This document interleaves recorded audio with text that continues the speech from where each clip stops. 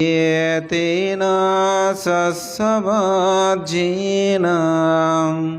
होतु ते जयमङ्गलं ते।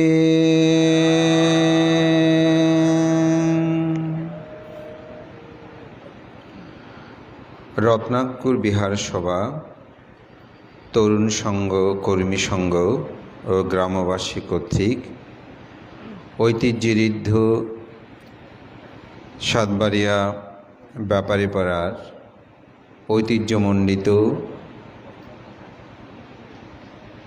চান্দামণি ফাড়াকে স্মৃতি স্মরণে একক সধর্ম দেশনা, মঙ্গলসূত্র পাঠ, বৌদ্ধমুক্তি দান, অষ্টপুরস্কার সহ বাৎসরিক মহতী সঙ্গদান এবং নবনির্মিত চান্দামণি ফাড়া তোরণ নির্মাণের শুভ উদ্বোধন উৎসর্গের আজকের প্রথম পর্বের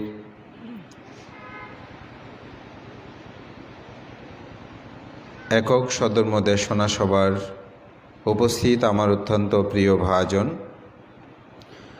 বিশেষ অতিথি চন্দনাইশ ভিক্ষু পরিষদের প্রাক্তন মহাসচিব, চন্দনাইশ ধর্মীয় শিক্ষা পরিষদেরও যিনি দায়িত্ব পালন করে শাসন সদ্ধর্মের প্রচার প্রসারে দীপ্ত ভূমিকা প্রতিপালন করেছেন, হাসিমপুর বনবিহারের সুযোগ্য বিহার অধ্যক্ষ সুদেশক আমার অত্যন্ত প্রিয় ভাজন ভদন্ত প্রজ্ঞানন্দ মহাতের মহোদয়, আজকের অনুষ্ঠানে উদ্বোধক আমাদের বরেণ্য সাংঘিক ব্যক্তিত্ব, যিনি সুদূর থাইল্যান্ডে অবস্থান করেই ধর্ম বিনয় শিক্ষা করে পিএইচডি ডিগ্রি অর্জন করে আমাদেরকে গৌরবান্বিত করে আমাদের পূর্ব সে মহান সংঘপুরদের স্মৃতিধন্য প্রতিষ্ঠান সাতবাড়িয়া ব্যাপারীপাড়া রত্নাকুর বিহারে অবস্থান করে অধ্যক্ষ পদে বরিত আমাদেরকে গৌরবান্বিত করেছেন আমার অত্যন্ত প্রিয় ভাজন সুদেশক, চন্দনাইশ ভিক্ষু পরিষদের সুযোগ্য সাধারণ সম্পাদক ধর্মদূত ডক্টর সুমন প্রিয় থেরো মহোদয়, অনুষ্ঠানে উপস্থিত আমার অত্যন্ত প্রিয় ভাজন, এ গ্রামে জন্মজাত সুসন্তান, নীরব একজন বিদর্শন সাধক, বিদর্শনাচার্য বদন্ত আর্যমিত্র মহাতেরো মহোদয়, অনুষ্ঠানের বিশেষ অতিথি আমার অত্যন্ত প্রিয়জন, সাতবাড়িয়া শান্তিবিহারের বর্তমানে নবরূপকার বললে অত্যুক্ত হয় না সুদেশক ভদন্ত তিস্যমিত্র থেরো সহ উপস্থিত রূপনগর সুদর্শন বিহারের অধ্যক্ষ বদন্ত চন্দ্র বুদি স্থবির সব মাননীয় সঙ্গের প্রতি বিনম্র চিত্তে শ্রদ্ধা অর্ঘ্য বন্দনা নিবেদন করছি। আপনাদের সকলের প্রতি মৈত্রী চিত্তে পুণ্যদান এবং আশীর্বাদ জ্ঞাপন করে আজকে ইতিমধ্যে আপনারা পুণ্যদান করেছেন, তবু আমি আমার ব্যক্তিগত পক্ষ থেকেও বাংলাদেশ সংঘরাজ ভিক্ষু মহাসভার সুযোগ্য সভাপতি মহামান্য উপসংঘরাজ জ্ঞাননিধি পরম শ্রদ্ধেয় বদন্ত বুদ্ধরক্ষিত মহাতের মহোদয়ের স্মৃতির প্রতি তার পরলোক শান্তি কামনায় পুণ্যদান করছি।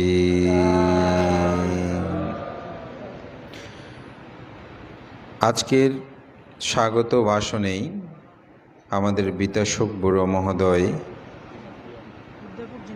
অধ্যাপক জিনপ্রিয় বড়ো মহোদয় যে প্রতিষ্ঠানকে ঘিরে প্রতি বছর আপনারা এই মহতী পুণ্যময় অনুষ্ঠান আয়োজন করেন চান্দামণি ফাড়া তরুণ, চান্দামণি ফাড়া, সেই সম্পর্কে আপনারা এখানে আলোকপাত করেছেন। আমি অত্যন্ত কৃতজ্ঞতা জানাই সমৃদ্ধ হয়েছি যে কেন এটি এত প্রসিদ্ধ।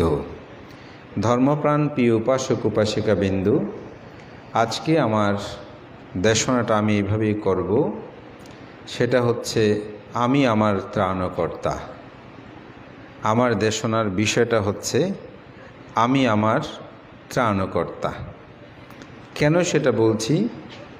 আজান ব্রাহ্মার একটি উদাহরণ দিয়ে বলছি।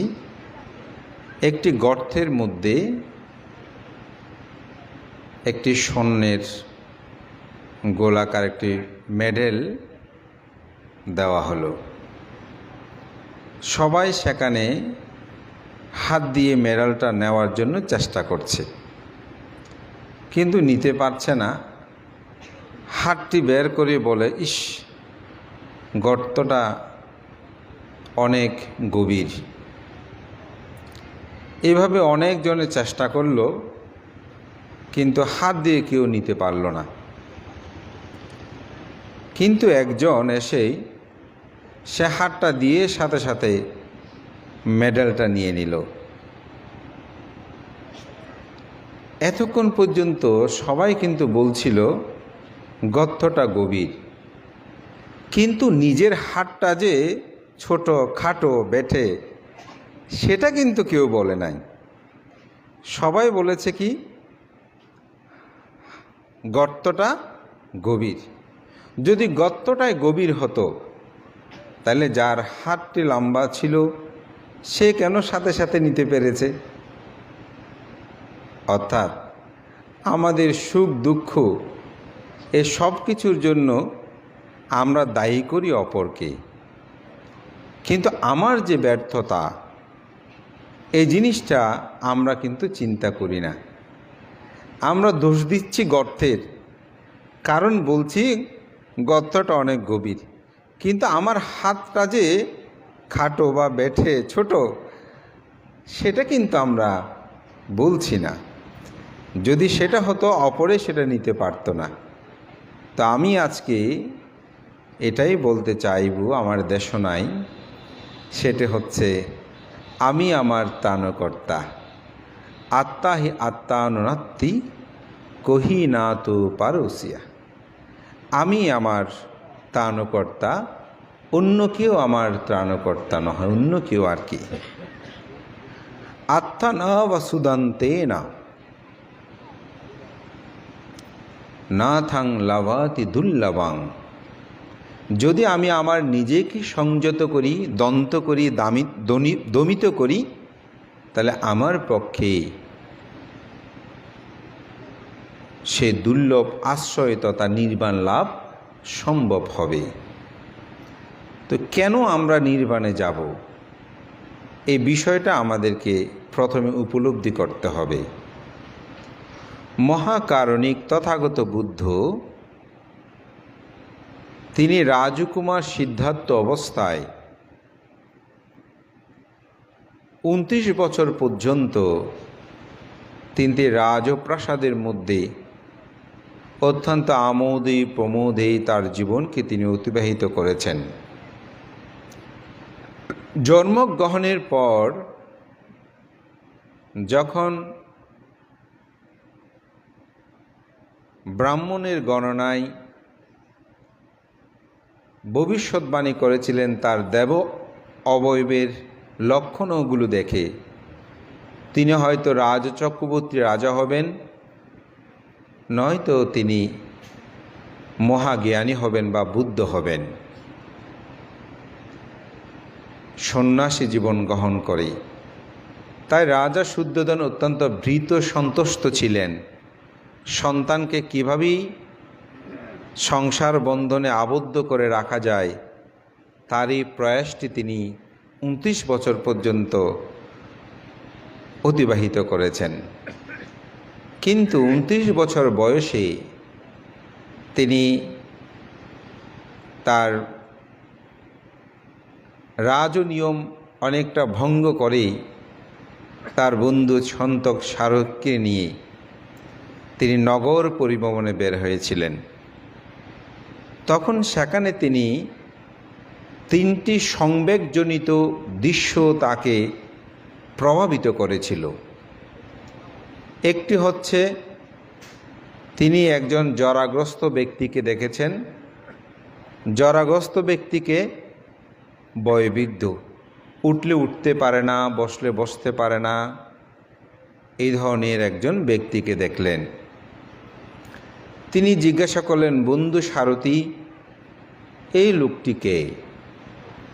বড়জুনি একজন জরাগ্রস্ত ব্যক্তি, বুড়ো হয়ে গেছে, তার জীবনের সমগ্র চলাফেরা সক্রিয়তা নিজস্বতা হারিয়েছে, অনেকটা পরনির্ভরশীল হয়ে গেছে, বৃদ্ধ হলে যেটা বলছে কেন এরকম হয়, আমিও কি এরকম হব? বলছে বন্ধু, এটাতে পৃথিবীর জাগতিক সত্য,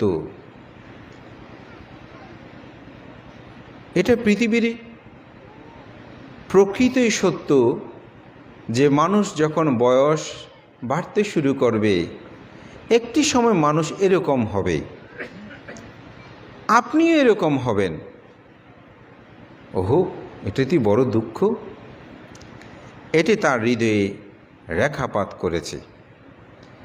অনেকের প্রশ্ন করতে পারেন, ভান্তে 29 বছর বয়স পর্যন্ত কি কোনো বয়োবৃদ্ধ লোক তিনি দেখে নাই?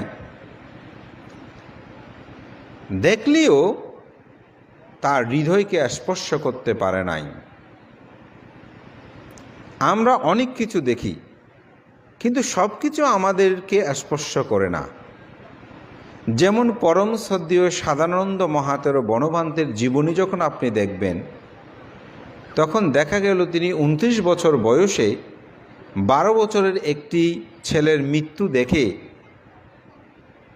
তাহার মধ্যে কিন্তু সংবেগ উৎপন্ন হয়েছিল, যার কারণে তিনি চট্টগ্রাম বৌদ্ধ বিহারে এসেই দীপঙ্কর ভান্তের কাছে তিনি নির্বাণ তথ্য খুঁজেছিলেন এবং প্রভুজ্য গ্রহণ করেছেন। পরবর্তীতে তার ধ্যান ও সাধনার আগ্রহ দেখে ভান্তে তাকে বনান্তরিত হওয়ার জন্যই বলেছিলেন। আমি এটাই বলছি, 29 বছর পর্যন্ত কি তিনি কোনো মৃত দেখে নাই? দেখেছে, কিন্তু হৃদয়ে স্পর্শ করতে পারে নাই, সংবেগ উৎপন্ন হয় নাই।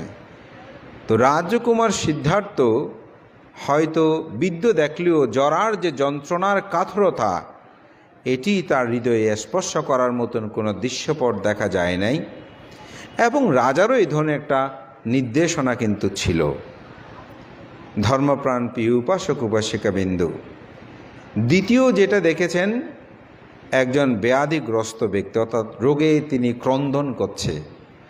বন্ধুকে জিজ্ঞাসা করলেন, আমিও কি এরকম হব? বলে যে হ্যাঁ, আপনি এরকম হবেন, জগতে সবাই এরকম হয়। তখন তার মধ্যে সংবেগ উৎপন্ন হলো, আমি এরকম হব। তৃতীয় দেখলেন যে 4টা লোক একটি মানুষকে ভার করে নিয়ে যাচ্ছে, মানুষটার কোনো নড়াচড়া নাই। জিজ্ঞাসা করছে, বন্ধু এটাকে কি হয়েছে ওনার? বলছে এই মানুষটা মৃত্যুবরণ করেছে, তার প্রাণবায়ু নাই, নিতার নিস্তব্ধ দেহ পড়ে আছে, তাকে শ্মশানে নিয়ে যাচ্ছে, তার দাহকার্য করা, অর্থাৎ অন্ত্যেষ্টিক্রিয়া হবে। বলছে আমি এরকম মরব? বলে যে হ্যাঁ, জগতে সবাইকে মরতে হয়, তার মধ্যে এই সংবেগ উৎপন্ন হয়, আমিও মরব। এখন সংবেগ শব্দটা আসলে কি?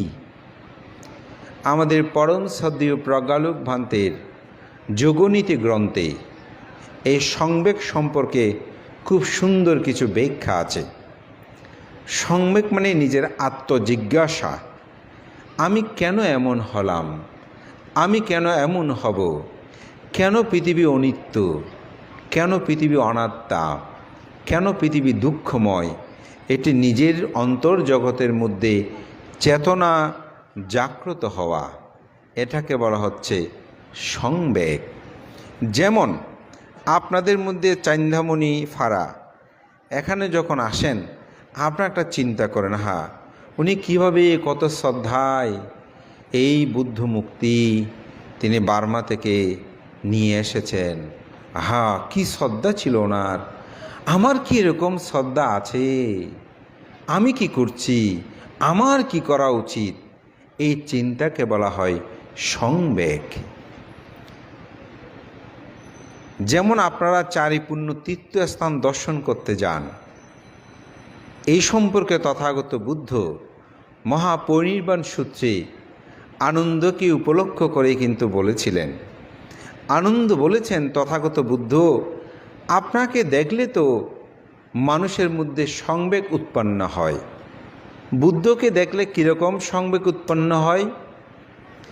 আপনাদের এই অনুষ্ঠানে শুরুতেই আপনাদের বিহারোধ্যক্ষ, আজকের সভার উদ্বোধক ডক্টর সুমনপ্রিয় আপনাদেরকে একটা বন্দনা ত্রিরত্নগাথা স্মরণ করিয়েছেন।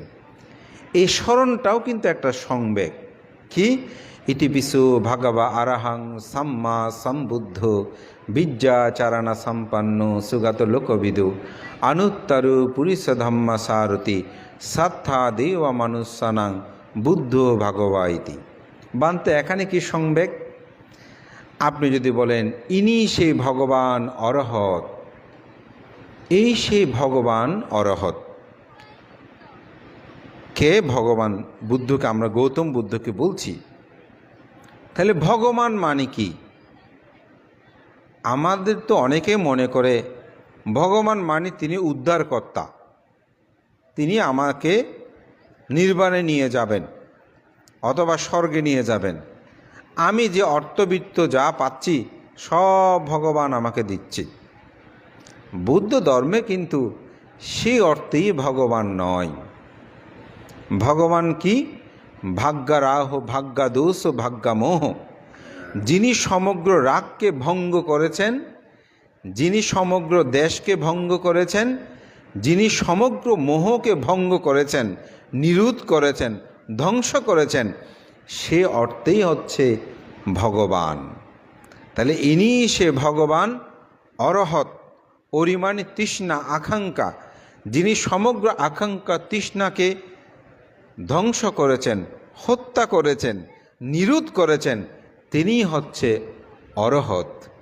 তাহলে আমি বন্দনায় বলছি কি? ইনি সে ভগবান অরহত।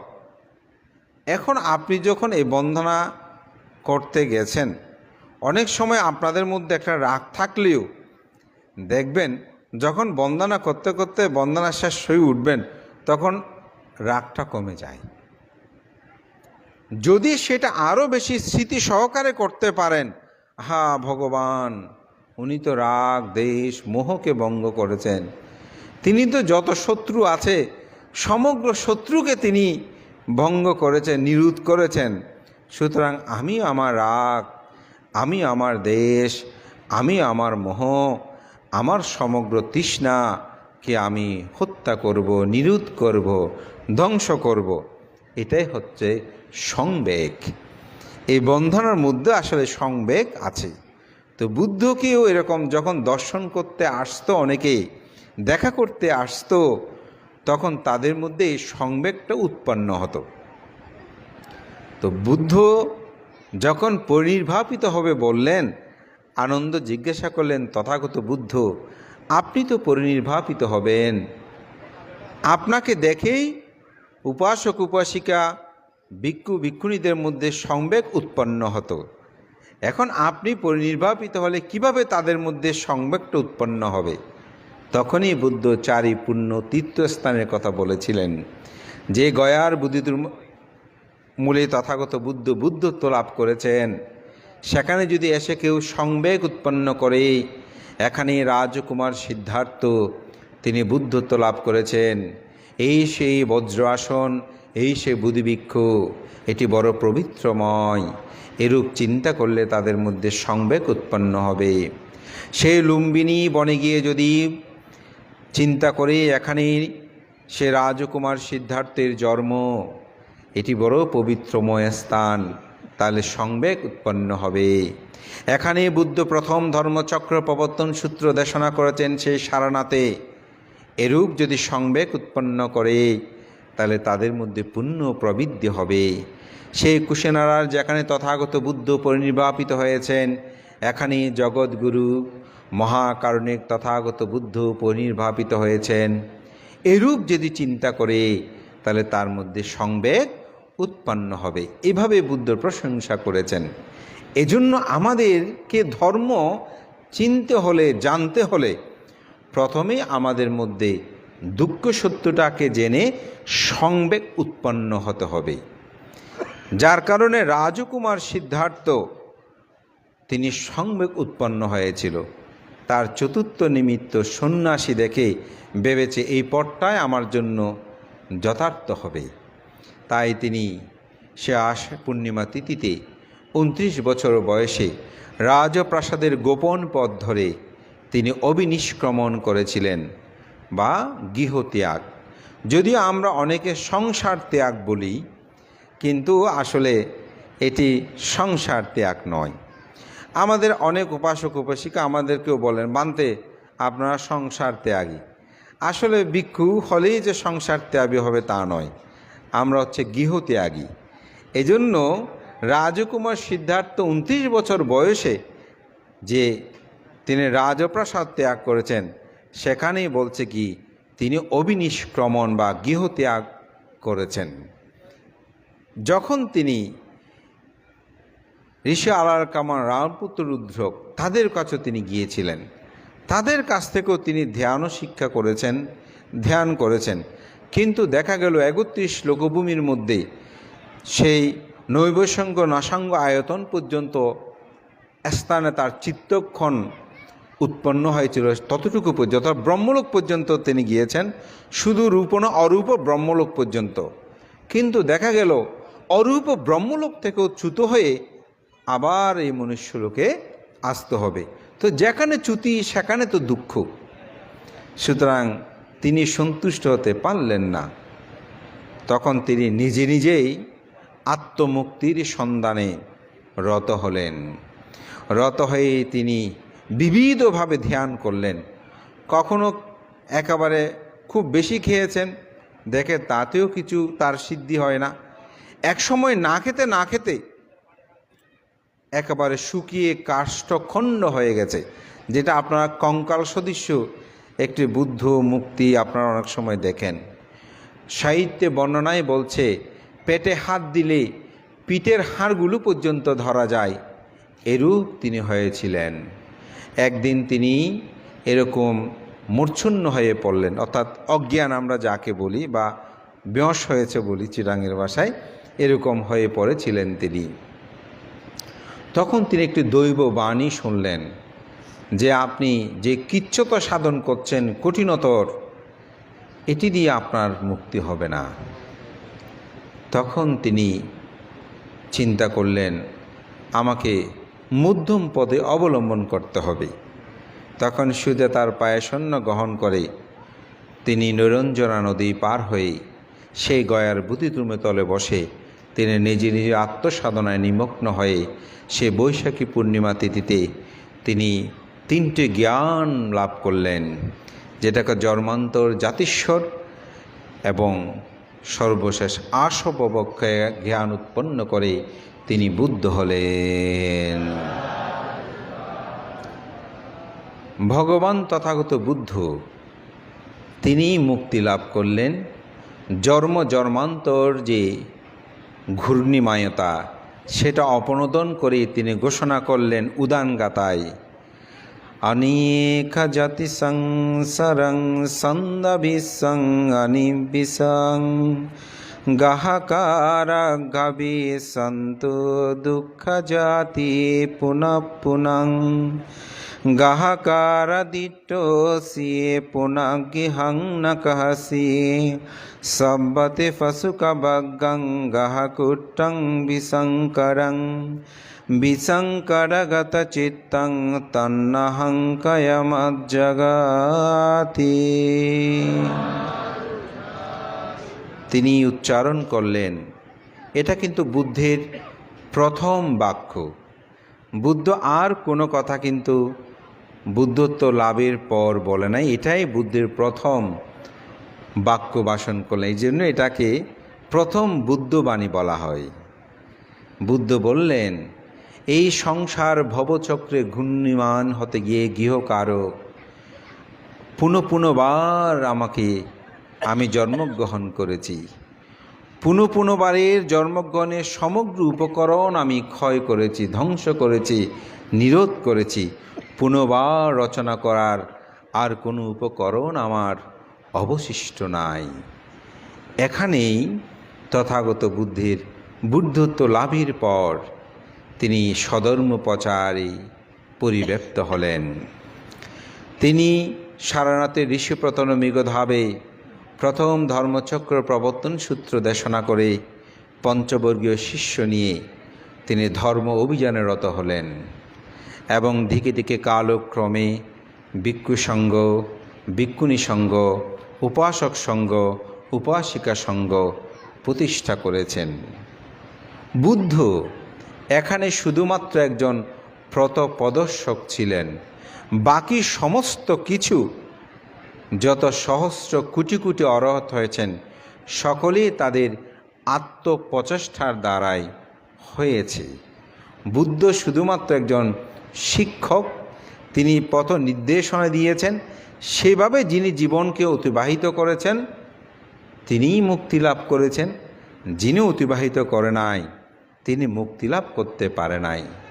সেজন্য বুদ্ধের ধর্ম আবিষ্কারটাও কোনো ঈশ্বর গড প্রভু কর্তৃক লাভকৃত নয়। বুদ্ধ নিজে নিজে এটা আবিষ্কার করেছেন এবং বুদ্ধের শিক্ষাটাও হচ্ছে আপনি নিজে নিজেই সব কিছু লাভ করতে পারবেন যদি সেই তথাগত বুদ্ধের পথ অনুসারে আপনি চলেন। আর যদি মনে করেন যে না, আমি বুদ্ধের পথ অনুসারে চলব না, আমি নিজে নিজে আবিষ্কার করে এই ধর্ম লাভ করব, বুদ্ধ তাতেও বারণ করে নেই। এটি নিয়ে তাই খ্রিস্টীয় দ্বিতীয় শতাব্দীর দিকে মহাযান থেরবাদ দুটি যানে বিভক্ত হয়েছিল, যার কারণ তাদের চেতনা ছিল আমরাও বুদ্ধ হয়ে অরহত হব। আবার থেরবাদরা বলছে বুদ্ধ আমাদেরকে একটি দিক নির্দেশনা দিয়েছেন, সেটি আমরা আচরণ করে এত জন্মান্তর কেন ঘুরব, সেটা আচরণ করে আমরা মুক্তি লাভ করব। বিষয়টা আরও একটা স্পষ্ট করে যদি বলে একটা উদাহরণ দিয়ে, যেমন আপনি অসুস্থ, আপনি ডাক্তারের কাছে গিয়েছেন, তো ডাক্তার বলছে আপনাকে এই ওষুধগুলো খেতে হবে, আপনি ভালো হয়ে যাবেন। উনি বলছে না, আমি ডাক্তারের ওষুধ খাবো না, আমি নিজে নিজে ডাক্তারি পড়ব, তারপর আমি ডাক্তার হব, তারপর সেই ওষুধ আমি সেবন করব, কোনটা কি প্রয়োজন। এখন আরেকজন বলছে না, ডাক্তার যেহেতু পড়েছেন, আমার এত লেখাপড়ার কি দরকার, ডাক্তারি পড়তে গেলে অনেক সময় এগুলো চিন্তা করতে এতদিন মারা যাব, তার চেয়ে বরং ডাক্তারে আমাকে যে ওষুধগুলো দিয়েছে সেগুলো আমি সেবন করে আমি আরোগ্য লাভ করব। মহাযান বা থেরবাদ এবং মহাযানের মধ্যে পার্থক্য হচ্ছে এই দুটা জায়গায়। মহাযানীরা মনে করে যে বুদ্ধ যেরকম চারি অসংখ্য লক্ষাধিক কল্প পারমী সম্ভার পূরণ করে বুদ্ধ হয়েছেন, আমরা সেরকম পারমী পূরণ করে জন্ম জন্মান্তর ঘুরে ঘুরে আমরা পারমী পূর্ণ করে বুদ্ধ হব। আর আমরা যারা থেরবাদী, আমরা বলছি না, বুদ্ধ যেহেতু ওষুধটা আবিষ্কার করেছেন, সুতরাং সেই ওষুধটাই আমরা সেবন করে সুস্থ হব। আসলে মূলত পার্থক্য এখানেই। তো এটা এই জন্যই বলছি, ত্রাণকর্তাটা বোঝানোর জন্য। তো বুদ্ধ বলছেন আপনি নিজেই আত্মপ্রচেষ্টার মাধ্যমে আপনি দুঃখ থেকে মুক্তি লাভ করতে পারবেন। কোন দুঃখ? আমি আপনাদেরকে তিনটি দুঃখ বা তিনটি সংবেগের কথা বলেছি। বুদ্ধ এই তিনটি সংবেগ চিন্তা করে বুদ্ধ হওয়ার জন্য ঘর চাললেও বুদ্ধ হওয়ার পর তিনি কিন্তু পৃথিবীর সমগ্র দুঃখকে 8টি ভাগে ভাগ করেছেন। কয়টি ভাগে? 8টি ভাগে ভাগ করেছেন। সে 8টি দুঃখ কি আমরা সবাই জানি। জন্ম দুঃখ, জরার দুঃখ, ব্যাধির দুঃখ, মরণ দুঃখ, অপ্রিয় সংযোগ দুঃখ, প্রিয় বিয়োগ দুঃখ, স্পৃত বস্তু অলাভ দুঃখ, অর্থাৎ যাহা চাই তাহা না পাওয়ার দুঃখ, সংক্ষেপে পঞ্চোপাদান স্কন্দ দুঃখ। এই দুঃখ এর মধ্যে 4টি হচ্ছে চিত্ত প্রধান, আর 4টি হচ্ছে রূপ প্রধান, বা 4টি নাম প্রধান আর 4টি হচ্ছে রূপ প্রধান। রূপ মানে হচ্ছে দেহ, আর নাম মানে হচ্ছে, রূপ মানে হচ্ছে দেহ, আর নাম মানে হচ্ছে বেদনা, সংজ্ঞা, সংস্কার, বিজ্ঞান। তো এটাকে সহজে চিত্ত বললে আমাদের উপাসক উপাসিকারা বেশি বুঝে, সেজন্য আমি নাম না বলে চিত্ত বলছি। তবে চিত্ত বললে সেখানে শুধু বিজ্ঞান বুঝাই, তবুও আমি একটু বুঝার জন্য বলছি। নাম বললে সাধারণত ব্যক্তি নাম চিন্তা করে অনেকে, সেজন্য বলছি সেই চিত্তটা বা নামটাকে যদি বিশ্লেষণ করা হয় তাহলে বেদনা, সংজ্ঞা, সংস্কার এই 3টে সংযুক্ত হয়ে ওই চিত্ত সহ সংযুক্ত যেটা হয়ে যায় নাম। আর রূপ মানে কিন্তু আমার দেহ, দেহের এখানে 24 প্রকার, এগুলো বড় ধরনের ব্যাখ্যা আছে, তবে চারটি যদি বলি সহজে বুঝে, আমাদের দেহে পানি আছে, মাটি আছে, বাতাস আছে, আগুন বা আলো আছে, এটা বললে সহজে বুঝে। এখানে এই রূপ প্রদান বা দেহ প্রদান চারটি দুঃখ কি? জন্ম দুঃখ, জরা দুঃখ, ব্যাধি দুঃখ, মরণ দুঃখ। এই চারটি হচ্ছে দেহ প্রধান। আর চারটি হচ্ছে চিত্ত প্রদান বা নাম প্রদান। সেটা হচ্ছে কি? প্রিয় বিয়োগ দুঃখ, অপ্রিয় সংযোগ দুঃখ, যাহা চায় তাহা না পাবার দুঃখ, সংক্ষেপে পঞ্চ উপাদান স্কন্দ দুঃখ। ওই পঞ্চ উপাদান স্কন্দ দুঃখ কিন্তু আবার সেটা বেদনা স্কন্দ, বেদনা, সংজ্ঞা, সংস্কার, বিজ্ঞান এবং রূপ স্কন্দ। এই সাতটাকে আবার একত্রিত করে 5টি করা হয়েছে। এই বিষয়গুলো একটু বললে তারা বুঝতে কষ্ট হলেও আমি বলবো, আমাদেরকে শুধু দান ধর্ম বা দানীয় বস্তু চিন্তা করলেও হবে না। আমি দান করেছি, পুণ্য হচ্ছে, কিন্তু আমার নিজেকে একটু দেখাটা কিন্তু দরকার। এবং চিত্ত বিষয়গুলো, রূপ বিষয়গুলো নিয়ে একটু ভাবলে আমি মনে করি আপনাদের মধ্যে অনেকগুলো ভালো চেতনাবোধটা কিন্তু জাগবে, বিষয়টা আরও গভীরভাবে জানা যায়। এই জন্য আমি এখন বর্তমানে চেষ্টা করি একটু আলোচনা করতে এবং খুব সহজেই আপনারা যাতে বুঝতে পারেন সেভাবে বলার চেষ্টা করি। আশা করি একটু মনোযোগ দিয়ে আপনারা যদি শ্রবণ করেন তাহলে কিন্তু বোঝা যাবে। কেন চারটি রূপ প্রদান বলছি, দেহ প্রদান? যেমন কোনো মানুষ জন্মগ্রহণ করলে সে কান্না দিয়ে শুরু করে, তাহলে কান্না শব্দটাই তার জন্ম দুঃখটা উপলব্ধি হয়, তাহলে দেহ প্রদানে আমরা বলছি।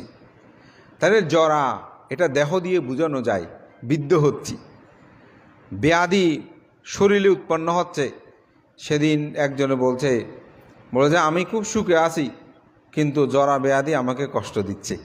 তাহলে ওই দেহ দুঃখটা প্রদান বোঝা যায়। আর এটা হচ্ছে মৃত্যু, মারা গেলেও আমরা সেটা বুঝতে পারি তিনি মরে গেছেন বা নিজে মরলে। এই জন্য এটাকে বলছে দেহ প্রদান। এখানে যে চিত্তের সংযোগ নাই তা কিন্তু নয়, আছে, কিন্তু এই চারটি হচ্ছে দেহ প্রদান দুঃখ। আর চারটি হচ্ছে চিত্ত প্রদান, সেগুলো দেখা যায় না। যেমন অপ্রিয় সংযোগ দুঃখ, যাকে পছন্দ করে সে যখন পাশে বসেছে হিংসা করতেছি মনে মনে, এটা কি দেখা যায়? কিন্তু মনের মধ্যে তো তার প্রতি হিংসা, কেন পাশে বসেছি। অনেক সময় বলছে সে যাচ্ছে আমি যাব না, তাহলে হিংসা উৎপন্ন। গাড়ির সিট পেয়েও সে যখন পাশে এসে বসেছে, উঠে আরেক জায়গায় যাচ্ছি, তাহলে সেটা দুঃখ না? কি দুঃখ? অপ্রিয় সংযোগ দুঃখ। প্রিয় বিয়োগ দুঃখ, আপনজন আমরা হারিয়েছি, নিজের শরীরেরও অনেক কিছু প্রিয় আমরা হারিয়ে ফেলেছি, তাহলে সেটা দুঃখ না? দুঃখ। স্ফীত বস্তু অলাভ দুঃখ, যাহা চায় তাহা না পাওয়া, যেটাকে বলে। এখানে চাই না এমন কোনো কিছু আছে? সবাই আমরা চাই। এই চাওয়াটা কি? হচ্ছে দুঃখ। সংক্ষেপে পঞ্চ উপাদান স্কন্দ দুঃখ। যেমন দেহ দিয়ে বলি, স্পর্শ। আমরা সবাই এখন গরমে খুব অস্থির, তাই না? তাহলে দেহ চাচ্ছে ঠান্ডা, কিন্তু আমার দেহ স্পর্শ চাচ্ছে কি? ঠান্ডা, কিন্তু হচ্ছে কি? গরম। তাহলে কিসের এটা? অনুভূতি। স্পর্শের, বিজ্ঞান ও ইন্দ্রিয়ের এটা অনুভূতি আমাকে কি দিচ্ছে? দুঃখ দিচ্ছে। আমি এই ফুলটা দেখেছি খুব সুন্দর, এই ফুলটা দেখে চক্ষু, বিজ্ঞান ও ইন্দ্রিয়, আমার মন ইন্দ্রিয়ের সংযোগে এটা পেতে চাচ্ছি, নয়তো ভালো লাগছে না, অথবা ভালোও লাগছে না, খারাপও লাগছে না, যেটা বলে উপেক্ষা, সেটা আমার মধ্যে উৎপন্ন হচ্ছে। তাহলে দুঃখ না? অবশ্যই এটা দুঃখ। এই জন্য বলতে পঞ্চ উপাদান স্কন্দ দুঃখ। এটিকে বুদ্ধ চারি আর্য সত্যের মধ্যে বলছে দুঃখ ইয়ানা, অর্থাৎ দুঃখ কি? আমরা এই দুঃখগুলো আপনাদের মধ্যে কি আছে? যদি না থাকে, কেউ কি বলবেন ভান্তে আমার কাছে এই দুঃখগুলো নাই? যদি বলি টাকা নাই, যে এমন কেউ আছে, তাইলে কিন্তু হাত তুলবে, বোঝে ভান্তে আমার টাকা নাই, অর্থ নাই, বৃত্ত নাই। আবার কেউ যদি বলছে টাকা পয়সা সব আছে, এই ধরনের হাত তোলেন, দেখবেন অনেক হাত বাঁধা আমার টাকা পয়সার কোনো অভাব নাই, আমার কাছে সব আছে। কিন্তু এই দুঃখগুলো নাই এমন কোনো ব্যক্তি কি জগতে আছে? অরহৎ ব্যতীত সবার কাছে এই দুঃখ বিদ্যমান রয়েছে। অরহৎ হলেও চারটি দুঃখ কিন্তু থাকে। মানতে এটা নতুন কথা শুনলাম।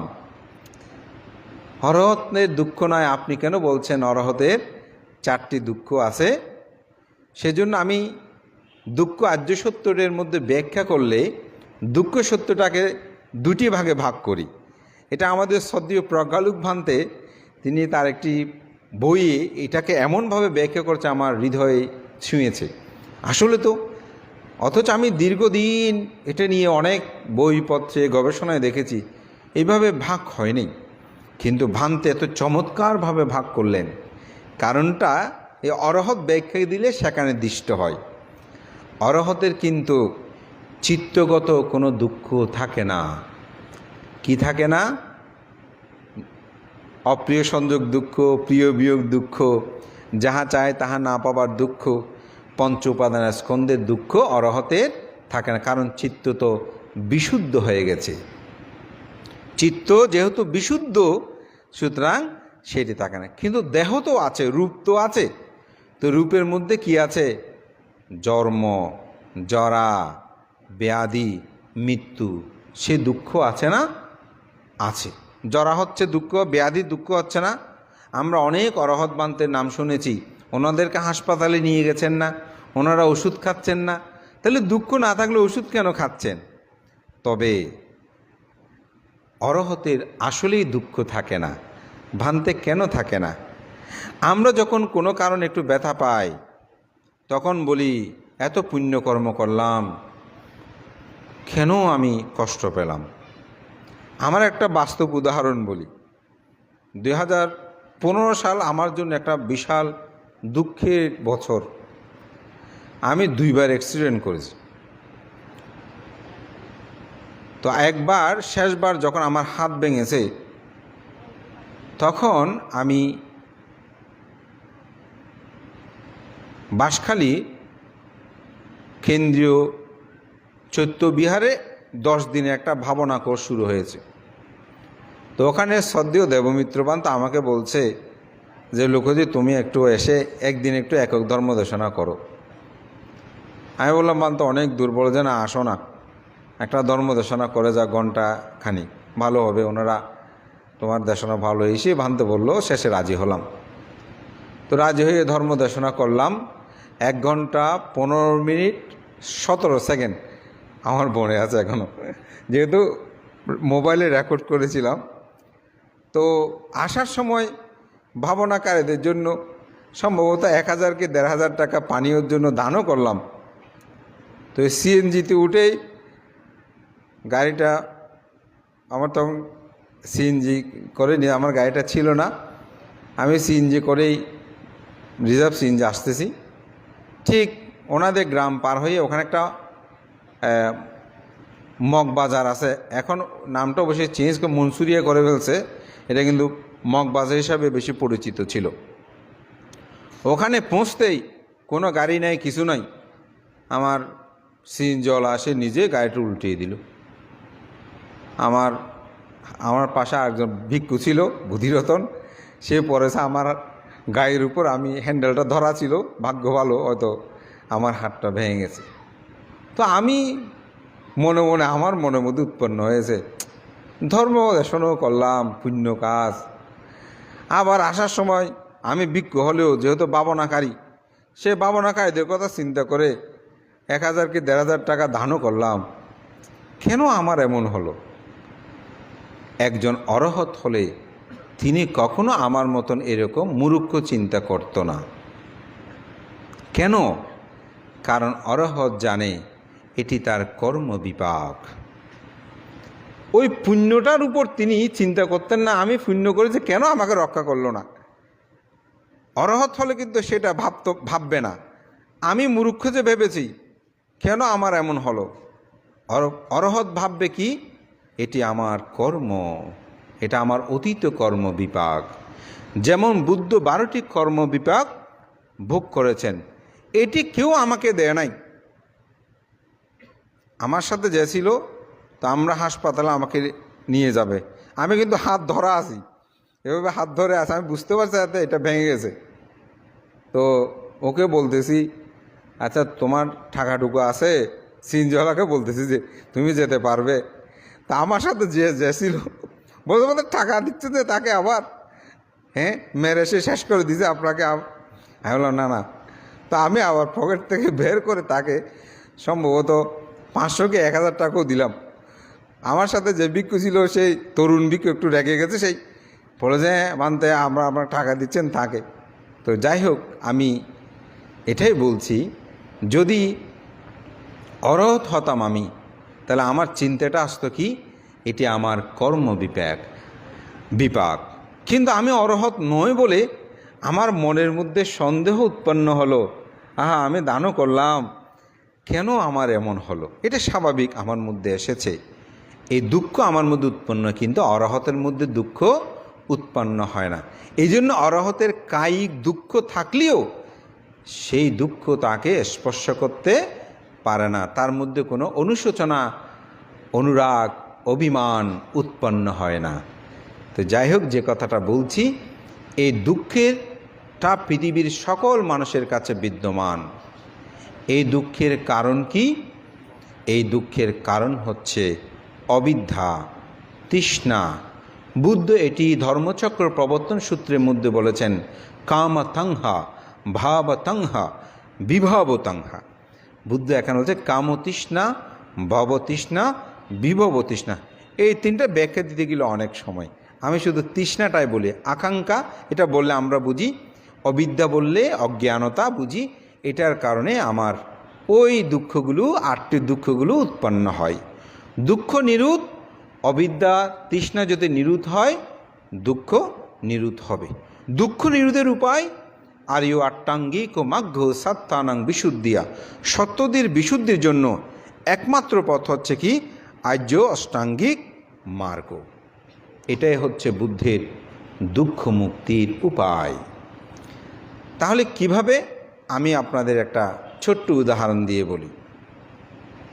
একজনে চিন্তা করছে, ইস, আমি যদি এরকম একটা দোতলা ডুপ্লেক্স বাড়ি করতে পারতাম, খুব ভালো হতো।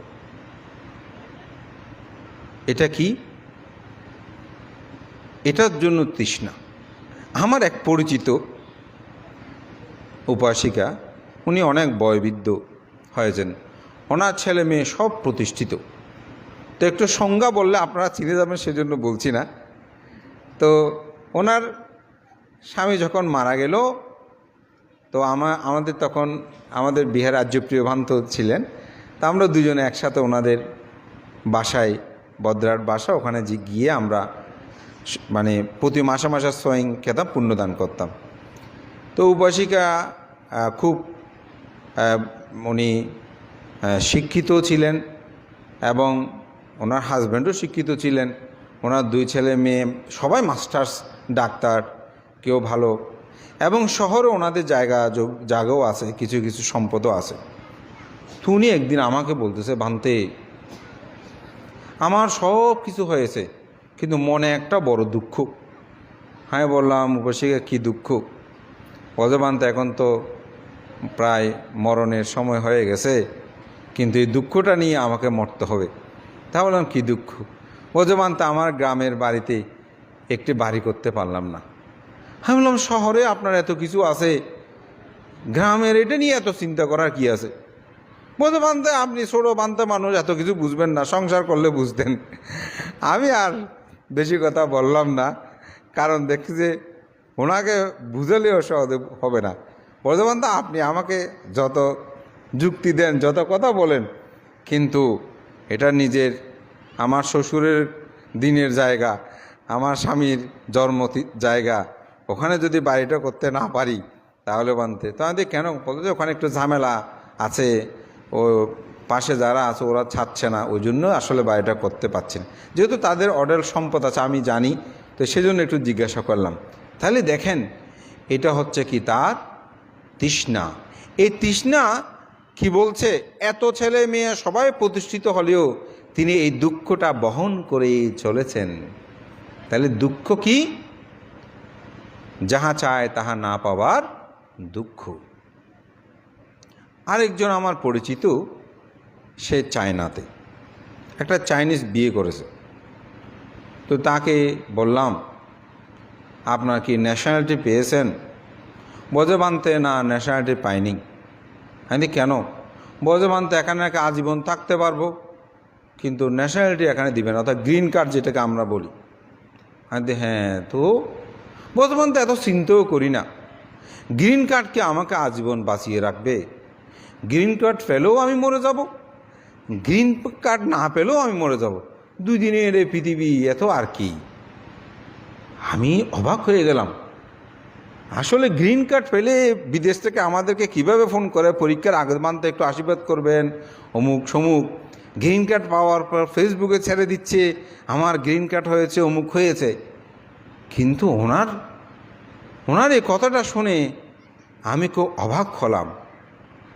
তাহলে কি ওনার মধ্যে যে তৃষ্ণা, সেটা যখন তিনি ত্যাগ করেছেন, গ্রিন কার্ড দিয়ে আর কী হবে, সাথে সাথে দুঃখ তার চলে গেছে। তাহলে দুঃখের কারণ ছিল, দুঃখ ছিল কি বাড়ি করতে পারি নাই।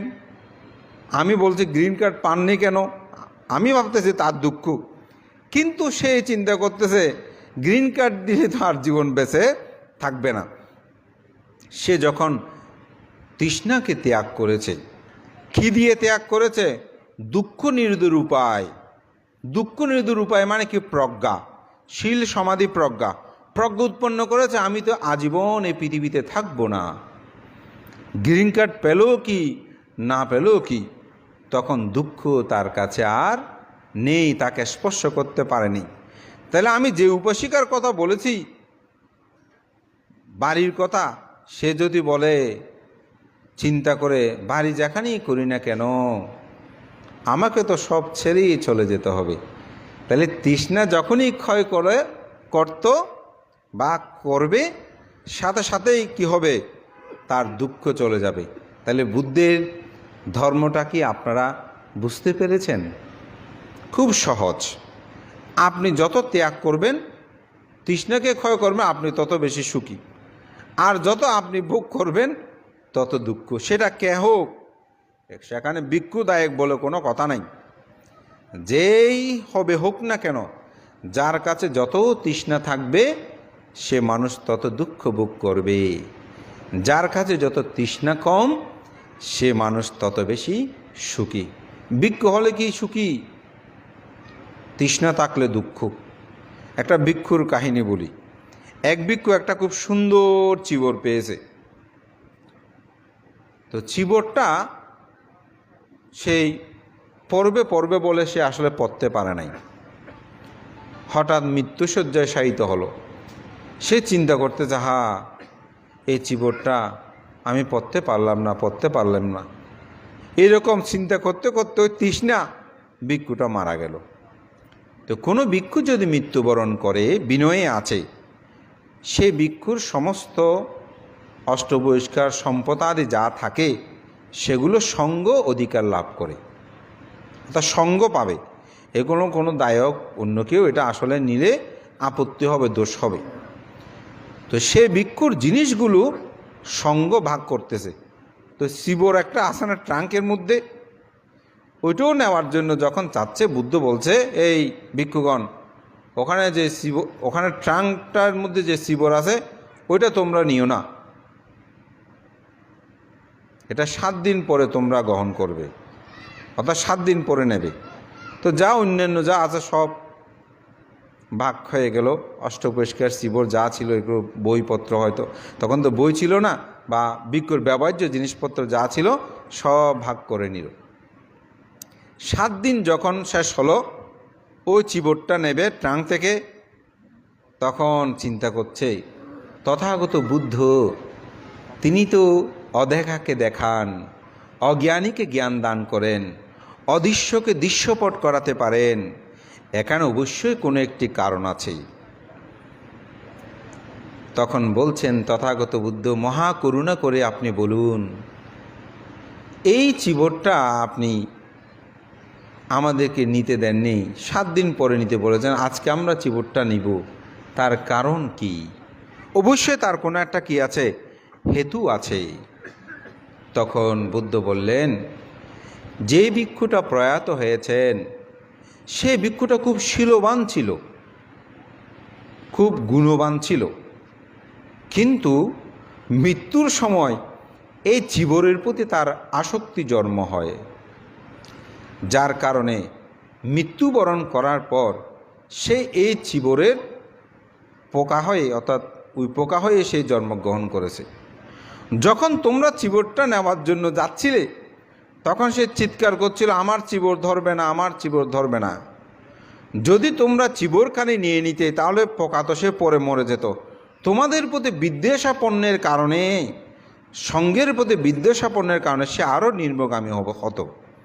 কিন্তু তোমরা যখন চিবরটা ধরে নেই, যেহেতু সে শীলবান ছিল, তৃষ্ণা ছিল ঠিক, কিন্তু সে ছিল দীর্ঘদিন শীলবান, শীলগুণের কারণে সে বেশি আয়ু লাভ করতে পারেনি।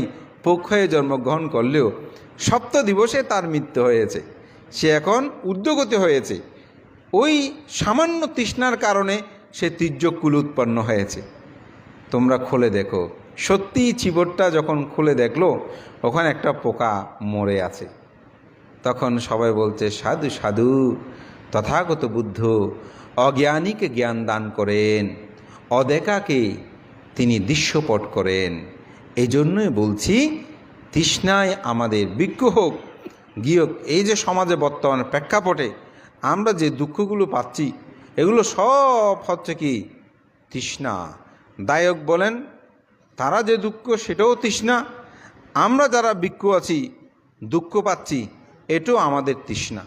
এখন বলতে পারেন, ভান্তে আপনিও বলছেন, আপনিও জানেন, আমরাও জানি, জানার পরেও কেন আমরা এমন করছি? এই উদাহরণটা আমি প্রায় সময় একটা সুন্দর উদাহরণ দিয়ে বলি। ডায়াবেটিস রুগী দেখেছেন, সে জানে সুগারযুক্ত খাদ্য খেলে তার সমস্যা হবে, কিন্তু সামনে যখন পড়ে তখন বলে যে মরলে আর মরেছি, খেয়ে নিই, আর যেটা হবে হোক, দেখা যাবে। ওটা হচ্ছে মোহ। ঠিক আমরা মোহ আবরণে আবৃত, তবুও আমরা যে মোহ থেকে বের হতে চাচ্ছি না তা নয়, বের হতে চাচ্ছি বলেই আপনারা আজকে এখানে, এখন গভীর রাত হতে চলেছে, এত মানুষ এখানে, আমরাও এখানে কষ্ট করে এসেছি।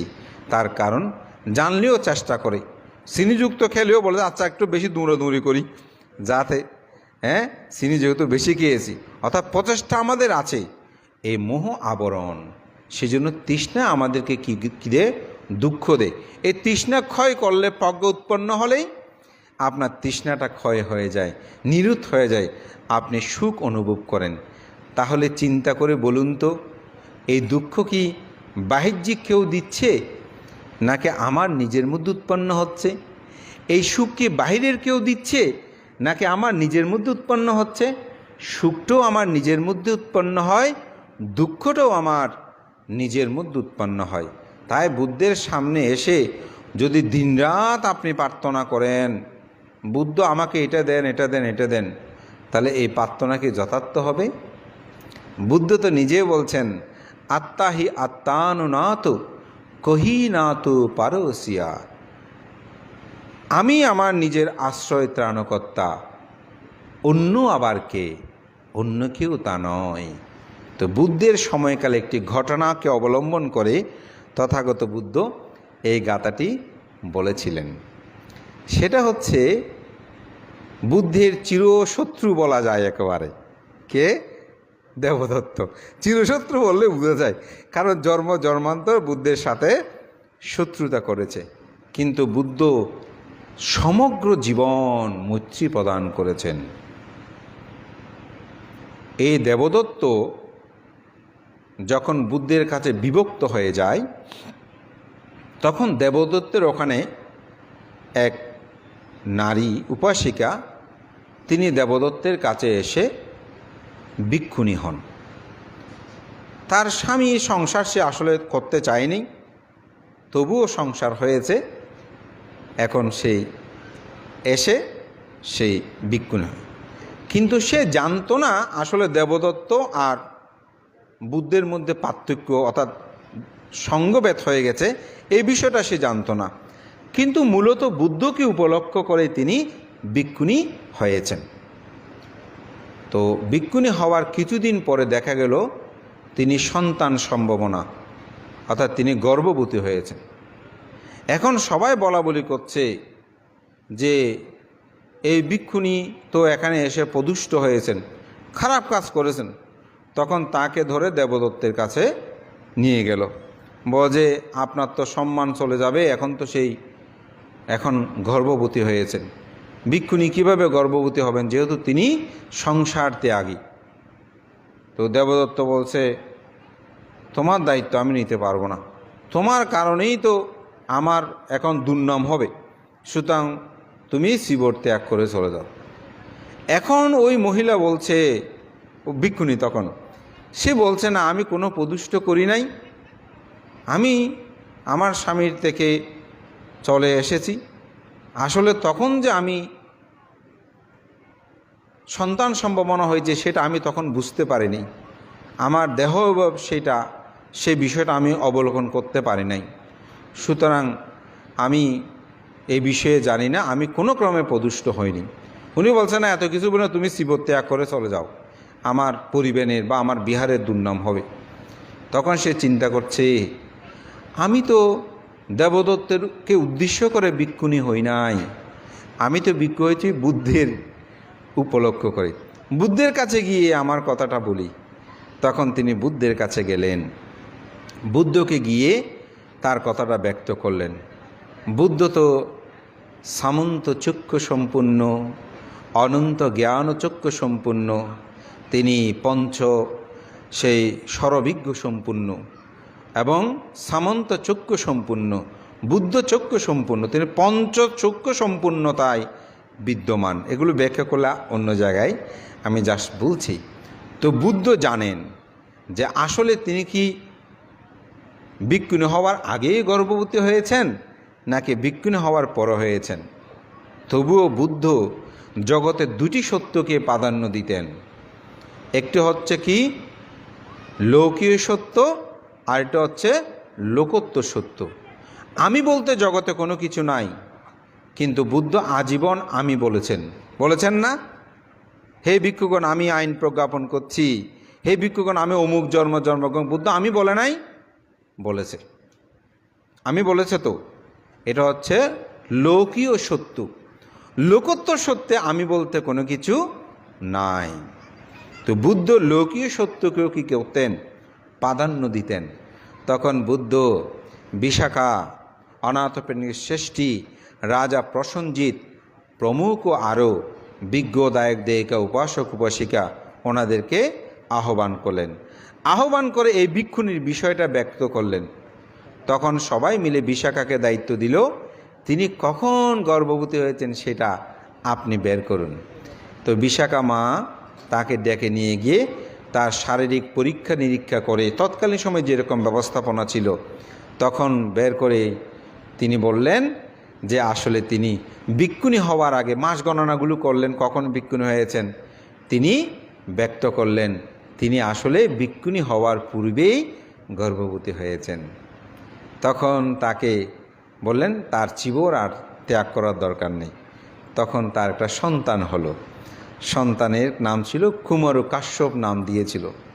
তো সন্তানটা একদিন বিহারে মার ওখানে বসে কান্নাকাটি করতেছে, মানে ছোট বাচ্চা। তখন রাজা সে পথ দিয়ে যাওয়ার সময় বিহারে এত কান্নার শব্দ শুনে তিনি বলছে এত কান্না হচ্ছে কেন বিহারের মধ্যে, গিয়ে দেখে একজনে সে ছোট বাচ্চাটাকে লালন পালন করতেছে।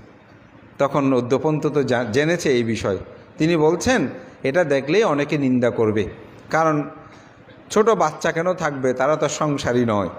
তখন তিনি বলছে এটা আমাকে দেন। তখন তিনি নিয়ে গেলেন, নিয়ে গিয়ে তাকে লালন পালন করতে শুরু করলো। কিন্তু পাড়াপড়শি অনেকে বলে যে তার ওই যে আমরা অনেক সময় বলি পিতৃ পরিচয় নাই, বলছে না, পিতারও তিনি তার নিজের পরিচয় দিলেন, এটা আমার পুত্র, কিন্তু তার মাতৃ পরিচয় নাই। তো খেলাধুলো করতে গেলে সবাই বলে যে তোমার মাকে, পিতা না জানে মা তো নাই, এরকম। আর ওই উপাসিকা যিনি ভিক্ষুণী হয়েছেন, তিনি ভিক্ষুণী হলেও তিনি প্রায় সময় কান্নাকাটি করতেন সন্তানের জন্য, কারণ বাচ্চা ছেলে নিয়ে গেছে, বেঁচে আছে কি নাই, কেমন কি, মাঝে মধ্যে খবরাখবর নিতেন। তখন একদিন সেই কুমারকাশ্যপ চিন্তা করছে, আমার মা নেই, আমার মাতৃপরিচয় নেই, সবাই আমাকে নিন্দা করে। তো একদিন, সেখানে আরও অনেক কাহিনী আছে, সময়ের একটা বিষয় আমি ছোট্ট করে বলছি। একদিন তিনি ভিক্ষু হয়ে গেলেন, অর্থাৎ রাজপ্রাসাদ থেকে তিনি একদিন ভিক্ষু হয়ে গেলেন। ওই কুমারকাশ্যপ ভিক্ষু হওয়ার পর তার অতীত জন্মে আরেকজনের সাথে তার একটা সংস্কার ছিল। সে দেবপুত্র হয়ে এসে তাকে কিছু প্রশ্ন করেছে, ওদের 16টা কি 17টা প্রশ্ন। বলে যে এই প্রশ্নগুলো তো আমি জানি না, উত্তর দিতে পারবো না, চলেন বুদ্ধের কাছে যাই।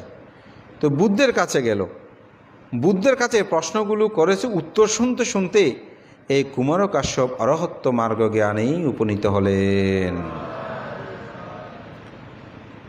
আবার বিহারে যেহেতু এসেছে, ওই ভিক্ষুণী খবর নিয়ে নিল এটাই হচ্ছে তার পুত্র। তখন পুত্রকে দেখেই যখন পরিবেনে এসেছে, কারণ অরহত হলে একটু প্রচার হয় না, স্বাভাবিক। তো প্রচার হয়েছে এটা অমুক, সেই শ্রমণ অরহত, শ্রমণ হয়েছিল, ভিক্ষু হয়নি তখনও। বলে যে এরকম অরহত শ্রমণ, সবাই তাকে দেখছে। তো খবর নিয়ে আদ্যপান্ত জানতে পারল এই ভিক্ষুণী তিনিই হচ্ছে তার পুত্র। তখন তিনি কাছে গিয়ে ক্রন্দন করতে লাগলো, হে পুত্র, তুমি আমাকে ভুলে গেছো, আমি তোমার মা হই, অমুক হই, সমুক হই।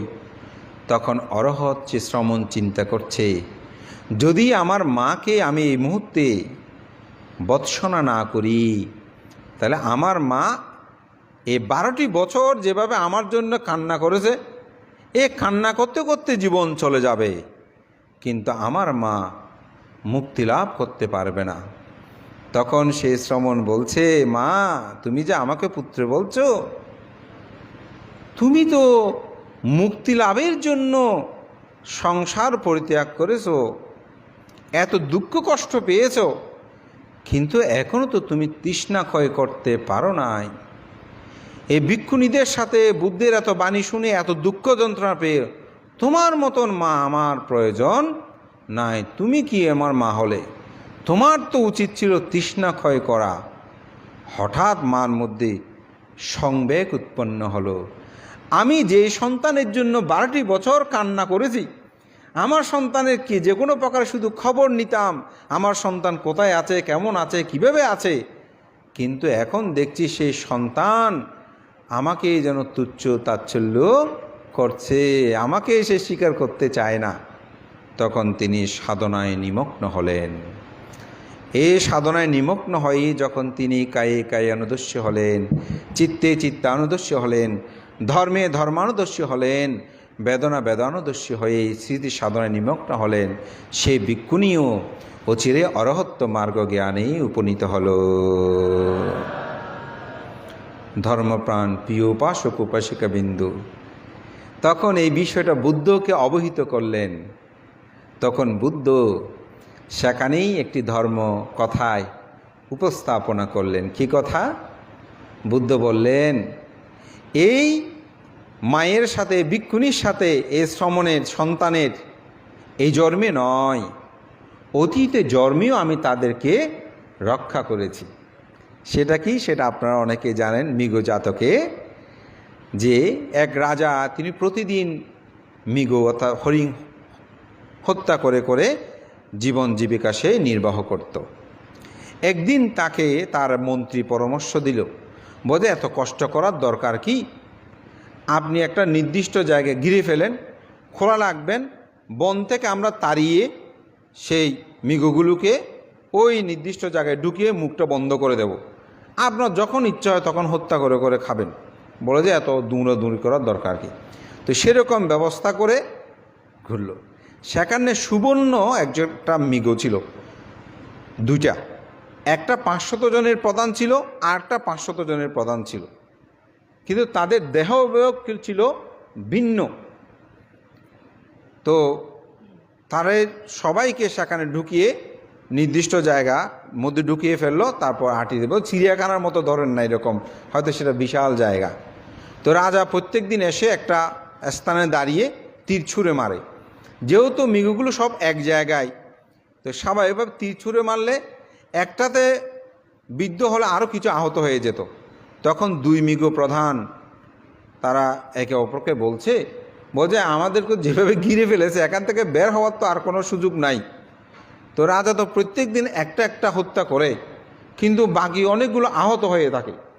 তো তার চেয়ে রাজাকে আমরা একটা প্রস্তাব দিই যে প্রতিদিন আপনি একটা নির্দিষ্ট জায়গা নির্বাচিত করে দেন, ওখানে গিয়ে আমাদের মৃগটা দাঁড়াবে, উনি তীর ছুঁড়ে হত্যা করে নিয়ে যাবে। তখন তারা দুইজনে পরামর্শ করে বলল, তো সত্য হলো কি, একদিন এই পক্ষ থেকে একজন দেবে, আর একদিন ওই পক্ষ থেকে একজন দেবে, দুইজনে দুই পক্ষ থেকে পালাক্রমে দেবে। তো রাজাকে গিয়ে সে কথাটা বলল। রাজা বললে, হ্যাঁ এটা তো খুব ভালো কথা, তাতে তোমাদের মধ্যে অনেকে আর আহত হলো না, আর আমাকে এত বারবার তীর ছুঁড়তে হবে না, একটা তীর ছুঁড়লেই হয়ে যাবে। তো এভাবেই তাদের জীবন চলতে শুরু করলো। ইতিমধ্যে এক হরিণ মৃগের তিনি সন্তান সম্ভাবনা, ঠিক সেই সময় তার পালা পড়ল, অর্থাৎ সেদিন সে মৃত্যুর মঞ্চে গিয়ে দাঁড়াবে, রাজা এসে তীর ছুঁড়ে মারবে। তো তিনি দলপ্রধান যে তাকে বলল যে আজকে তো আগামীকাল তো আমার পালায় পড়েছে, আমাকে মৃত্যুর মঞ্চে যেতে হবে, রাজা আমাকে হত্যা করবেন। তো এখন আমাকে যদি আপনি একটু কিছুদিন পরে আমার পালাটা পরিবর্তন করে দেন তাহলে ভালো হয়, কারণ আমি সন্তান সম্ভব নেই। এখন যদি আমাকে তীর ছুঁড়ে আমাকে হত্যা করে, তাহলে আমার বাচ্চাটাও মারা যাবে। দেখেন পশু হলেও কিভাবে বাচ্চাকে রক্ষা করে। আপনারা অনেকে বলেন এই জাতকগুলো ঠিক কিনা অমুক কিনা। আমি সেদিনও দেশনায় বলেছি, আপনারা যারা জিওগ্রাফির চ্যানেলগুলো বিভিন্ন কিছু দেখেন, এখন দেখা যায়, সেদিন একটা দেখলাম একটা কুমির একটা হরিণ এবং হরিণের বাচ্চা সহ নদী পার হচ্ছে, মা কুলে উঠে গেছে হরিণী, কিন্তু বাচ্চাটা গেছে, যখন কুমিরটা দ্রুত আসতেছে, মা সেখান থেকে নেমে কুমিরের সামনে গিয়ে দাঁড়ালো, কিন্তু বাচ্চাটার প্রাণ বাঁচিয়েছে। এটা তো দেখার জন্য 2500 বছর, এটা এখনের বর্তমান প্রেজেন্ট ঘটনা, এটা তারা হয়তো ক্যামেরা বন্দি করেছে, এটা কিন্তু মিথ্যা কিছু নয়, সাজানো কিছু নয়, এটা কোনো মুভি নয়। তাহলে জাতকের যে কাহিনীগুলো, আসলে ওই যে বললাম, আমার হাতটা যে বেঁধে সেটা বলি না, বলছি না গর্তটা বেশি গভীর, অর্থাৎ আমার জ্ঞানের সীমানা যে কম, এটা আমরা স্বীকার করতে চাই না, বলছি না জাতক টাতক এগুলো আসলে কি, এরকম বলে ফেলি। কিন্তু এগুলোর যে সত্যতা, তো যাই হোক, যেটা বলছি, সে বলছে আমি হলে মারা যাব। তখন বলছে ঠিক আছে, তোমার যেহেতু পালা পড়েছে, এখানে তোমার বাচ্চা মরুক কি মরুক সেটা আমি দেখব না, অন্য কার আয়ু আমি একদিন কমায় দিতে পারবো না, তুমি আজকে যাও, এটা আমি পারবো না। তখন সে চিন্তা করছে, মা তো সন্তানকে রক্ষা করতে। আরেক দলে সুবর্ণ যিনি মৃগ আছে তার কাছে গেল, আরেক দলে যে গিয়ে বলছে আগামীকাল তো আমার পালা পড়েছে। বলছে হ্যাঁ আগামীকাল তো আপনাদের পক্ষে। বলছে এখন নিয়ম অনুসারে লটারিতে আমি পড়ে গেছি, কিন্তু আমি আমার নিজের জীবনের জন্য চিন্তা করছি না, কিন্তু আমার যে বাচ্চা আছে সেই মারা যাবে, সেজন্য আমি আমার দলপতিকে বলেছি যে আজকে না আমাকে 2-1 দিন পরে দেন, কিন্তু সে আমার কথা শোনে না। বলছে আপনি একটা কিছু করুন। বলছে ঠিক আছে, চিন্তা করতে হবে না, আমার দল থেকেও আমি কাকে দেব, যেহেতু নিয়ম অনুসারে আগামীকাল তো আমার দল থেকে কেউ যাবে না, সুতরাং তোমাকে যেতে হবে না, আমি নিজেই যাব। তো এখানে একটা রাজার সাথে কমিটমেন্ট হয়েছিল, এই 2 দলপতিকে রাজা কখনো হত্যা করবে না। তো তিনি যখন গিয়ে মৃত্যুমঞ্চে দাঁড়ালেন, তখন ওই রাজা চিন্তা করছে কি ব্যাপার, তিনি কেন দাঁড়িয়েছেন। তখন তার কাছে গেল, গিয়ে বলে যে তোমাদের দুজনকে তো আমি হত্যা করব না বলেছি, কিন্তু তুমি কেন এসে এখানে দাঁড়িয়েছ। বলছে আসলে আজকে আমার পালা ছিল না, আমার দলের অন্য দলের পালা ছিল, কিন্তু সেই মৃগ ছিল গর্ভবতী, যার কারণে আপনি যদি তাকে হত্যা করেন তার পেটে যে বাচ্চা আছে সেটাও মারা যাবে, সেজন্য আমি তাদের ওই প্রাণটা রক্ষা করার জন্য এই জায়গায় এসে দাঁড়িয়েছি। তখন হঠাৎ রাজার মধ্যে চৈতন্য উদয় হলো, সংবেগ উৎপন্ন হলো, ও সেই পশু হয়ে একটা প্রাণীর জীবন রক্ষা করার জন্য নিজের জীবন দান করছে, আর আমি মানুষ হয়ে এই জিহ্বার স্বাদ আচ্ছাদনের জন্য আমি শত শত হাজার মৃগ হত্যা করছি। বলে যে আমি কথা দিলাম আমি আজকে আর মৃগ খাবো না, আজকে আমি হত্যা করব না। বলছে আজকে হত্যা না করলে কী হবে, আগামীকাল তো করবেন। বলছে না আগামীকালও হত্যা করব না। বলছে আগামীকাল হত্যা না করলে পরে তো করবেন, আমাদেরকে বন্দি করে রেখেছেন। বলছে না সব ছেড়ে দিলাম, আমি আর কোনো মৃগ এখন। বলছে মৃগ এই বন থেকে বনান্তরে তো অনেক মৃগ আছে, তখন তো সেখানে গিয়ে গিয়ে আপনি হত্যা করবেন। বলেছে না আমি আর কখনো মৃগ খাবো না। বলছে মৃগ না খেলে কি হবে, আপনি তখন পাখি খাবেন, অমুক সমস্ত প্রাণী। বলছে না এরকম না খেতে খাবো না বলতে বলতে তিনি প্রাণী হত্যা পরিত্যাগ করলেন। আপনারা সবাই সাধুবাদ দেন।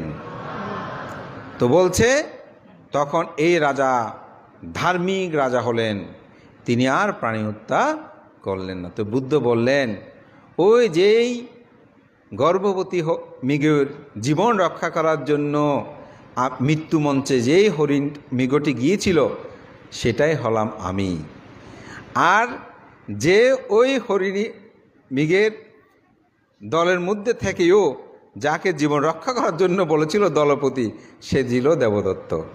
বলে ওই হরিণ মৃগের যে বাচ্চাটা ছিল সেটা ছিল এই কুমারকাশ্যপ। বলে জন্ম জন্মান্তরে এভাবেই পারামি পূর্ণতায় জীবন। তখন বুদ্ধ আমি যে প্রথম গাথাটা বাসন করেছি সেটাই তিনি উক্ত করেছিলেন যে আত্মা হি আত্মানুনাত্তি কহুই না তো পারসিয়া আত্মা না বা সুদান্তেনা নাথি লাভাতি দুর্লভাং। বুদ্ধ এখানে বলছেন আপনি আপনার ত্রাণকর্তা, আপনি আপনার মুক্তির আশ্রয়ে আপনার মধ্যে নিহিত, অপর কি করবে। নিজেকে যদি দন্ত করি, দমিত করি, সুসংযত করি, তবে আমরা লাভান্তেতে দুর্লভাং লাভান, অর্থাৎ এখানে লাভ বলতে নির্বাণকে বোঝানো হয়, এই নির্বাণ লাভ করা সম্ভব। তাই আজকে আমার দেশনায় আমি এটাই বলতে চেয়েছি, আমি লোকজিৎ ভিক্ষু যেই হোক না কেন, আমরা আপনাদেরকে হাতে ধরে কেউ নির্বাণে নিয়ে যেতে পারবো না। আমরা শুধুমাত্র প্রদর্শক, আপনাদেরকে সব কিছু করতে হবে। সর্বশেষ একটা উদাহরণ দিয়ে আমার দেশনা শেষ করছি। বুদ্ধের অন্যতম মহান সেবক আনন্দ, তিনি বুদ্ধকে 25 বছর সেবা করেছেন। কেমন সেবা, এগুলো বর্ণনা করে শেষ করা যাবে না। একটাও বর্ণনা শুধু বলি, আনন্দ এই 25টি বছর কখনো নিদ্রা যাপন করে নাই। তিনি বুদ্ধের যে গন্ধ কুটির ছিল, বুদ্ধের যে রুমে থাকতো সেটাকে গন্ধ কুটির বলতো, তার চতুর্পাশে তিনি প্রদীপ হাতে চংক্রমণ করতেন। তো ধ্যান করলে আসলে আর ঘুম যেতে হয় না, এটা যারা ধ্যান করেন তারা বুঝেন। ধ্যানটাই আসলে ঘুম হয়ে যায়, স্মৃতিটার মধ্যেই নিদ্রাটা হয়ে যায়। অনেকে প্রশ্ন করতে পারে 25 বছর না ঘুমিয়ে একটা মানুষ কেমনে ছিল, সেজন্য বলছি। তখন বুদ্ধ যখন পরিনির্বাপিত হবেন ঘোষণা করলেন, আনন্দ কান্না করছে।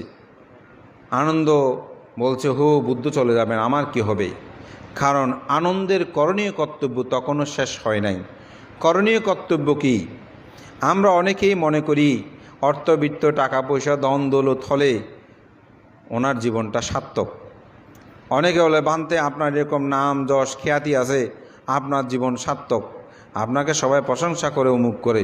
না, জীবন সার্থক কখন হবে, যখন আপনি শ্রোতাপত্তি হবেন, তখনও পরিপূর্ণ সার্থক নয়। স্থগিতগামী হবেন, তখনও পরিপূর্ণ সার্থক নয়। অনাগামী হবেন, তখনও পরিপূর্ণ সার্থক নয়। কখন সার্থক? যখন আপনি অরহত হবেন, তখনই হবে আপনার জীবনের করণীয় কর্তব্য শেষ। তবে শ্রোতাপত্তিকে সার্থক বলে, যেহেতু চারি অপায়ের দ্বার বন্ধ করে, তবে করণীয় কর্তব্য শেষ হবে অরহত হলে। যেহেতু আনন্দাস্তবীর মাত্র শ্রোতাপত্তি লাভই করণীয় কর্তব্য শেষ হয় নাই, তাই তিনি কান্না করছিলেন। তো বুদ্ধ তাকে এবং ভিক্ষু সঙ্গে উপলক্ষ করে সেখানে একটি গাথা বলেছিলেন, তুমহেই কিচ্ছাং আতাপ্পাং আখ্যা তারা তথাগতা পাটিপন্ন পামুখান্তি যাইনু মারা বন্ধনাং। হে ভিক্ষুগণ, হে আনন্দ, তোমাদেরকে সব কিছু করতে হবে, তথাগত শুধুমাত্র প্রতপদস্যক। তাই সপ্তপুণ্যী গুহায় যখন প্রথম সঙ্গীতি অনুষ্ঠিত হয়, তার পূর্বরাত্রি আনন্দস্তবীর আত্মসাধনায় নিমগ্ন যখন হলেন, ভোরবেলায় তিনি অরহত্ব মার্গ জ্ঞান লাভ করলেন। তাইলে বুদ্ধের এত সেবা যিনি করেছেন, বুদ্ধ পরিনির্বাণের সময় বলতে পারতেন, আনন্দ ধরো, তোমাকে অরহত্ব দিয়ে দিলাম। এটা সম্ভব নয়। আপনাদেরকে আমরা কেউ স্বর্গের কোনো টিকিট দিতে পারবো না, নরকেরও দিতে পারবো না। স্বর্গ নরক সব আপনার থেকেই সৃষ্টি হবে, আপনাকেই অর্জন করতে হবে। আমার আজকের দেশনার মূল বিষয় সেটাই। আমরা নিজেরাই নিজেদের কর্মকে সৃষ্টি করি। কি কর্ম? কুশল কর্ম, ভালো কর্ম, সৎকর্ম। আমি আমার তৃষ্ণাকে ক্ষয় করব, আমি সুখী হব। আমার তৃষ্ণাকে আমি ক্ষয় করতে পারবো না, আমি সুখী হতে পারবো না। বুদ্ধ আমাদেরকে সেই শিক্ষা দিয়েছেন। তাই বুদ্ধকে পৃথিবীর শ্রেষ্ঠ শিক্ষক বলা হয়। তিনি কোনো লর্ড, প্রভু, ঈশ্বর, গড হিসেবে তিনি দাবি করে নাই। তিনি বলেছেন, আমি একটা সত্য আবিষ্কার করেছি, এই সত্যই যারা অবগাহন করবেন, এই সত্যের মধ্যে যারা নিমগ্ন হবেন, এই সত্যকে যারা ধারণ করবেন, তারা জন্ম জরা ব্যাধি দুঃখ থেকে চিরমুক্তি লাভ করে নির্বাণ সত্যটা আবিষ্কার করতে পারবেন। এজন্যই বুদ্ধের ধর্ম দর্শন লাভ করতে মৃত্যুবরণ করতে হয় না।